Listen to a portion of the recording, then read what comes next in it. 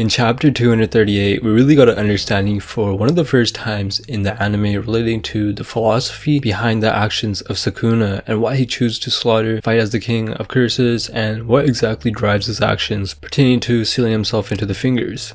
The philosophy behind a murderer and what it means to other people. The way that Sukuna sees the world is unlike any other character in the show. For example, contrasting Sukuna, Yuji sees the world in a very moral lens, that your actions must be just and that committing cruel acts against others such as the Shibuya massacre is undoubtedly stupid and isn't how the world should work.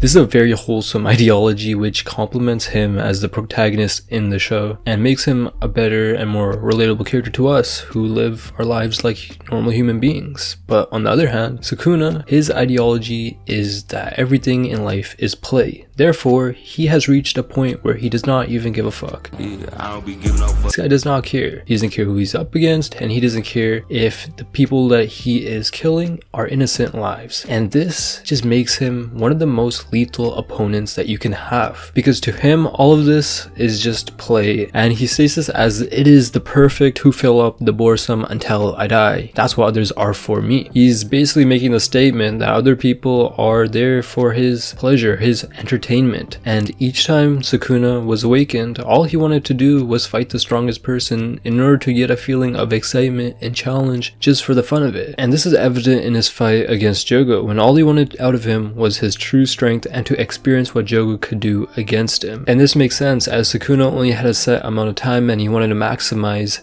everything he could do in that time frame. So he targeted one of the strongest people that he could find.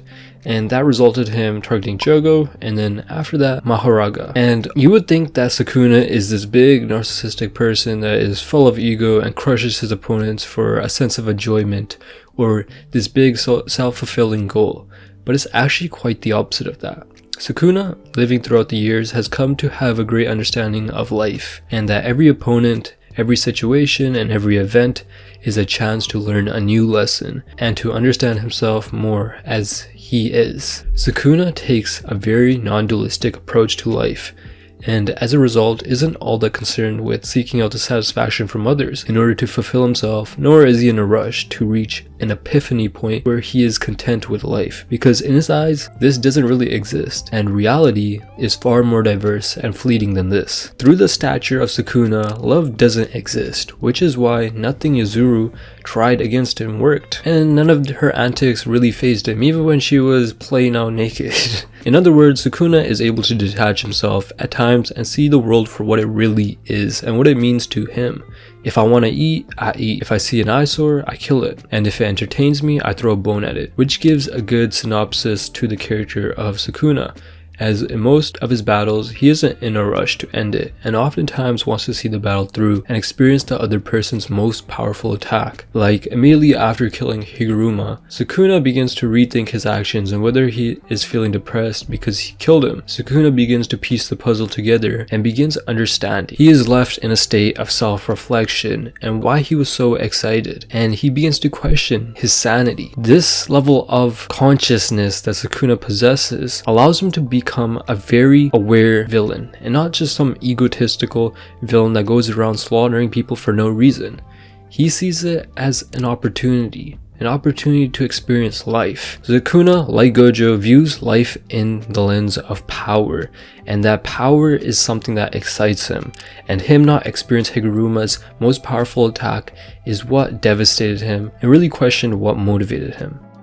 And then Sukuna is soon confronted by Yuji, who, like I mentioned, isn't someone who enjoys meaningless cruelty inflicted upon others and is trying to stop Sukuna even if that means his death. And this dumbfounds Sukuna because, what is a weakling like Yuji trying to accomplish when he knows that there is no chance of him winning against him?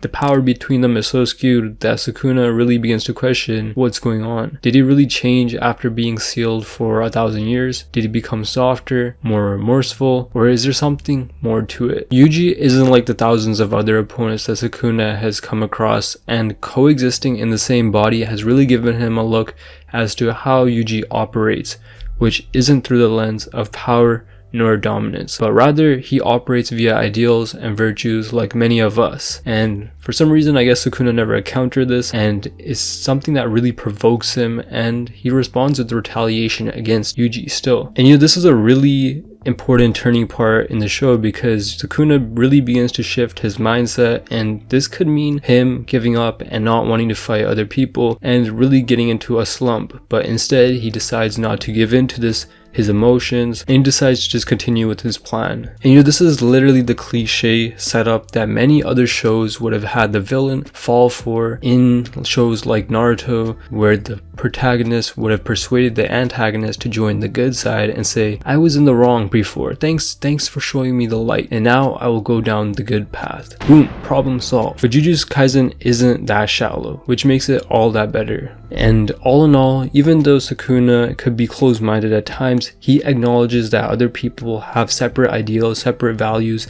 that they live by, and whether he agrees with them or doesn't agree with them, it doesn't really matter to him, as he will still operate under his own command and will choose to live according to his own virtues and his own values, even if other people don't like that.